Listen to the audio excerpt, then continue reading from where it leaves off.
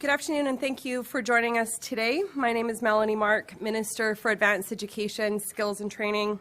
I'd like to acknowledge we're on the territory of the Musqueam, Squamish, and Tsleil-Waututh First Nations. Welcome, and thank you to my colleague, Minister of Mental Health and Addictions, Judy Darcy, for joining me here at the Vancouver Cabinet Office. When I first became minister, post-secondary students across the province told me that there was a significant gap in mental health support services. Students, you explain the challenges you are facing to meet the demands of the 21st century, challenges to make the grade, to pay your bills, and plan for the future. Some students explain that their peers are suffering in silence, with no place to go when they need mental health supports the most. Students called on our government to fill this gap and to take action to support student mental health and wellness. As you know, the COVID-19 pandemic has hit our communities in various ways. Many people have been impacted by extraordinary circumstances beyond their control. We're all trying to cope, but as Dr. Bonnie Henry reminds us daily, we will get through this together.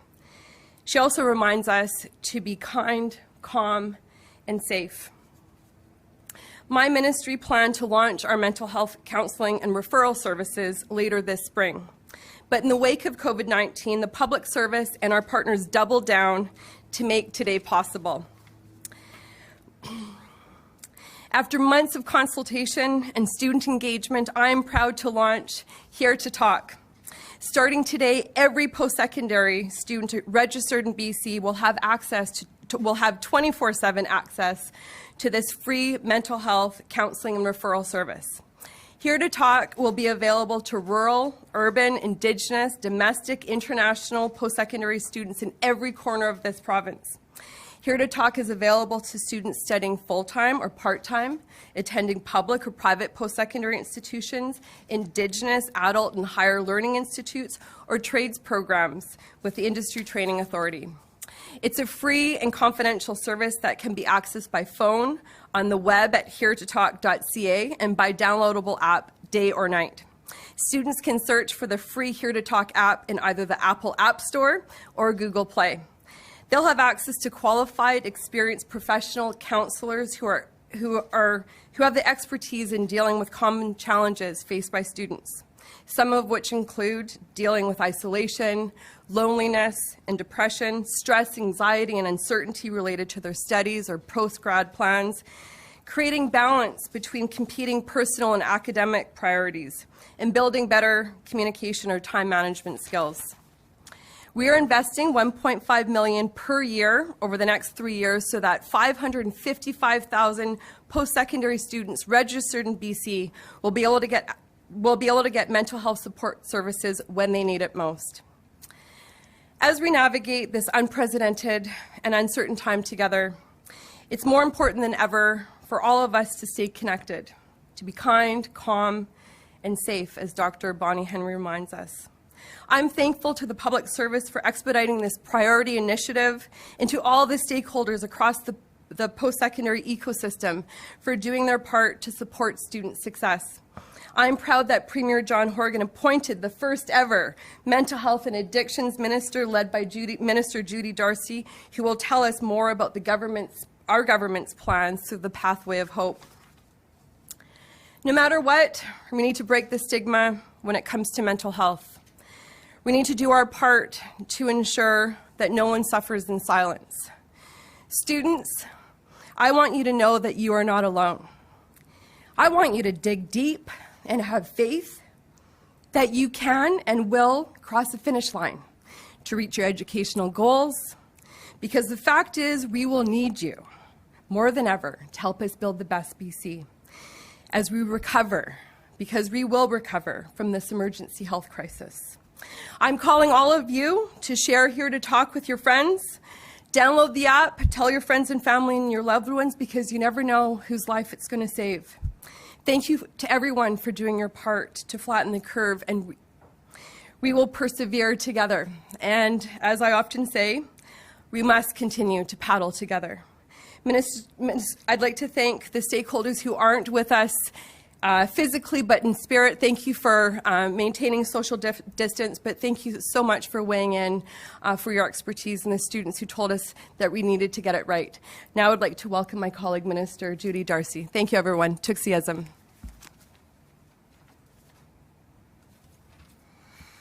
Thank you so much, Minister Mark. Let me begin by acknowledging that we're on the traditional territory of the Musqueam, Tsleil-Waututh, and Squamish nations, the Coast Salish people, and we are very grateful for the opportunity to gather here today. It's wonderful to be here with my good friend and colleague, Minister Melanie Mark, and thank you so much for making this really vital service a reality for over 500,000 post-secondary students across the province, because it will support post-secondary students in all corners of British Columbia, as Minister Mark has said. You know, we know that post-secondary school can be a very, very exciting time for students, whether they're starting their first year, whether they're partway through a diploma or degree, or whether they're in graduate studies. But with the feelings of excitement and anticipation also come a whole new set of challenges: intense class schedules, large workloads, the stress of trying to balance school and personal life, and also, of course, for many students, financial pressures. And then when we add in the uncertainty of the COVID-19 pandemic, that stress, that anxiety, that worry is compounded.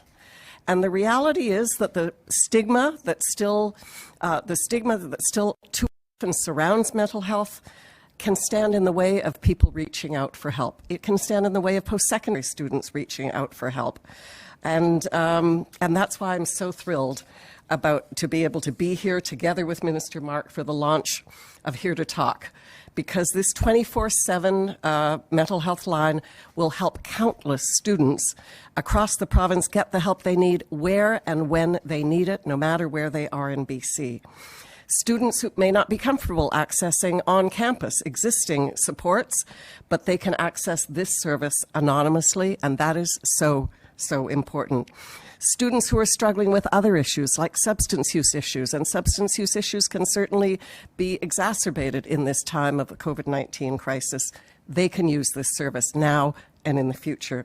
And students who are struggling just to stay afloat and who need to have a compassionate mental health professional at the end of the line, they can connect with Here to Talk. And through this service, our government is making it easier for students to get the help they need faster. We're saying your mental health matters. There is help. You are not alone. And that's been certainly the direction of our government since we launched A Pathway to Hope almost a year ago now, Premier John Horgan and I, which is about really building a better system for mental health and addictions care all across British Columbia. But Here to Talk could not come at a better time, because we are truly living with unprecedented challenges here in British Columbia as a province, as families, and as individuals. And while we know that physical distancing measures are temporary and they're in everyone's best interest, it's also important to recognize the immediate and the long-term impact that the pandemic can have on people's mental health and their well-being. So I want to personally encourage, as Minister Mark has, encourage all post-secondary students who need support to call Here to Talk at any hour of the day. And I want to encourage all students and all British Columbians to access a number of services that we announced just last week to support your mental health and well-being during the COVID-19 pandemic. And you can find all of those services at the Government of BC website under COVID-19 Health and Mental Health. There are services there available for everyone, for adults, for seniors, for youth, for frontline healthcare workers, and now there's this 24/7 Here to Talk mental health line for post-secondary students of all ages as well. And that is so important, because now more than ever we need to be supporting each other through these difficult times and beyond. And what's also really important about this 24/7 line for students is that it is free, because far too often when it comes to mental health or addictions care, access to the care that you need depends on the size of your bank account. It does not with this program, and that's really exciting. So whatever you're feeling right now, whether it's anxiety about missing classes, whether it's worrying about your future, whether it's struggling to connect with your friends and your family and your loved ones, please remember that you are not alone. This is not forever. We have to stay connected while we stay apart, and we have to take care of ourselves at the same time as we take care of each other. Thank you. We will now take questions. A few gentle reminders for the media. Please press *1 to line up for questions. Media will be limited to one question only. And we will be taking questions on today's announcement only at this time. Keep your phones unmuted. You will not be audible till your name is called. We will now begin with Richard Zussman from Global News. Richard, go ahead, please. Minister Mark, obviously one of the big stressors for students is fear about completing their diplomas or their degrees. For those at colleges that have very technical requirements that they aren't able to complete, are you ensuring them that they will be able to graduate as quickly as possible, or will they have to start over again and repeat some of the work they've done? And are you worried about what sort of impact it may have on the workforce by having this cohort of students in skills-based learning not enter the workforce as quickly as they otherwise would have?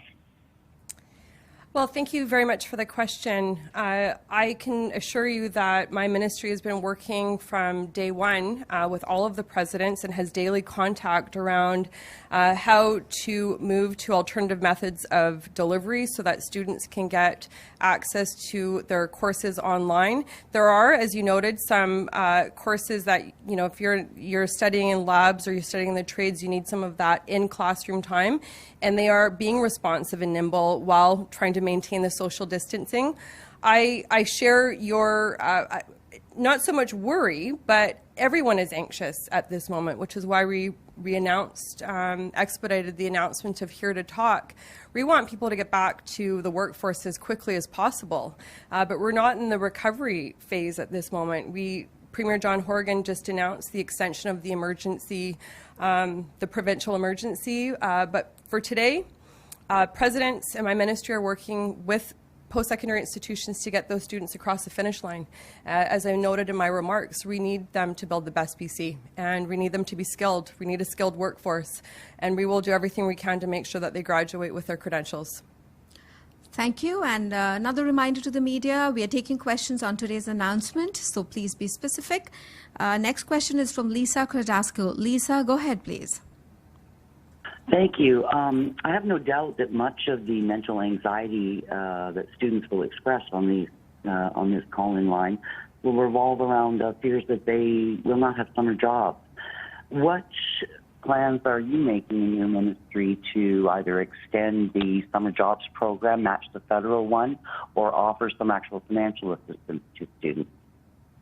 Thank you again for the question. There's lots to say there. A couple of months ago, we announced our Good Jobs report, indicating that there are over 900,000 jobs that are going to be available in the next decade, 80% of those jobs requiring some level of post-secondary training. So the students that are currently going to post-secondary on the right track, we need them to be skilled and trained. There will be jobs waiting. We just have to wait for direction from the provincial health officer to tell us when we're going to be moving into the recovery phase. But for right now, we're focused and disciplined on getting these students across the finish line to get their credentials. I'm very proud that the federal government extended the subsidy to 100% for summer students to be able to get into the workforce, but it's not a question of people, it's where are they going to work with all the limitation of social distancing. And my ministry is working actively with the Industry Training Authority and other stakeholders to be ready to turn the switch when those students can get out into the workforce. Thank you. The next question is from Brishti Basu. Go ahead, please. Hi, Minister. Thanks for taking my question. A lot of students have reached out expressing concern and stress related to not knowing where their finances lie in the future, as a lot of students do not qualify for the federal and provincial subsidies. Will there be financial assistance announced in the future? Thank you for the question. A couple of weeks ago, we announced an emergency fund for post-secondary students, $3.5 million. Just to give context, previously it was $100,000 that was set aside for students aiding close to 500 students per year. So this is a significant boost. It will help students with paying their bills, paying for food, paying for rent. It's an emergency fund. Students are eligible to go to their public post-secondary institute financial aid office to apply. We also announced $1.5 million for Indigenous students to support them as well with an emergency fund. Previously, it was about $1.1 million. So our government is trying to be as responsive as possible to be there for students, knowing that their needs aren't all the same, that we have to look at things on a case-by-case basis. But we do recognize that mental health and anxiety is a real issue, which is why we expedited this app and this access for students to call 24/7, to reach out, to talk to someone about their anxiety, because now more than ever, as Minister Darcy noted, we are in isolation, we are at home, we don't have that physical contact, and we need to stay connected. So we will continue advocating to make sure that students have the support that they need. I won't put the laundry list out there of things that we've done as a government to eliminate interest on student loans, or the upfront grant the access grant that we announced before COVID. But I will continue being an advocate for students. Thank you. And our last question today is from Mary Brooke, West Shore Voice. Go ahead, please, Mary. Hi, thanks for taking my question. So the $1.5 million that you say is the budget for this new program, is that for basically hiring counselors, or what about the office and technology aspect of it? It's for the full operations. We are going to have all of the counselors online have at a minimum a master's. They're trained and skilled and qualified. Plus, we have webinars that are going to be available. There's a whole train the trainer element. This is a call to action that students put forward to us. They didn't want this to be a stagnant app. They want it to have live and relevant information. So the upkeep of this information technology takes a bit of resources, and it's $1.5 million per year for the next 3 years. We saw that this was a huge gap for students. It's one of the first things that they said was missing when I became the minister back in July 2017. It's taken a little while to get it right because we want to make sure that we protect people's private information and that they have a secure and confidential site to go to. But it will be a living and evolving a living and evolving platform. Thank you. And that was our last question. If your questions did not get answered, please feel free to contact our ministry comms and we will respond to you as soon as we can. Thank you all for participating.